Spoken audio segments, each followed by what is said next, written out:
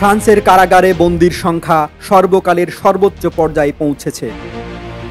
ফ্রান্সের কারাগারের কারাবন্দির সংখ্যা সর্বকালের সর্বোচ্চ পর্যায়ে পৌঁছেছে।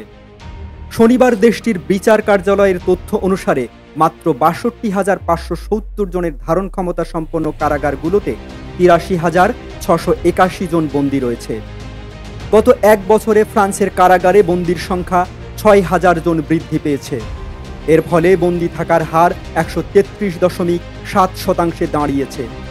রেকর্ড সংখ্যক বন্দী থাকার ফলে দেশটির ১৮৬টি কারাগারের মধ্যে ২৩টিতে ধারণ ক্ষমতার দ্বিগুণেরও বেশি বন্দী রয়েছে। বিচারমন্ত্রী জেরাল্ড ডারমানিন অতিরিক্ত বন্দী সংকটকে অগ্রহণযোগ্য বলে অভিহিত করেছেন। তিনি ক্রমবর্ধমান কারাবন্দির সাথে সামঞ্জস্যপূর্ণ নতুন সুযোগ সুবিধা তৈরির পরামর্শ দিয়েছেন।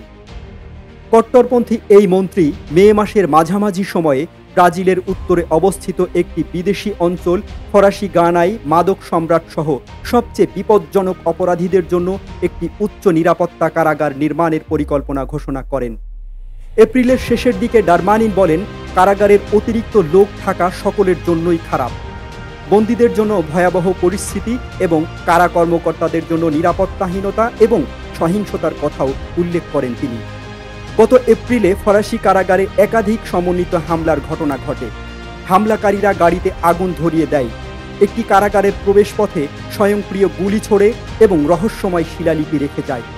এই হামলাগুলো ডানপন্থী সরকারকে বিব্রত করে।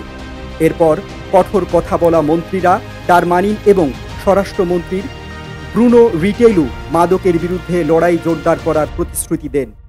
এপ্রিলের শেষের দিকে আইন প্রণেতারা মাদক সম্পর্কিত অপরাধ মোকাবেলায় একটি বড় নতুন বিল অনুমোদন করেছেন, যেখানে ফ্রান্সের কিছু বিপজ্জনক মাদক পাচারকারী আগামী মাসগুলোতে উচ্চ নিরাপত্তা সম্পন্ন কারাগার ইউনিটে আটক থাকবে।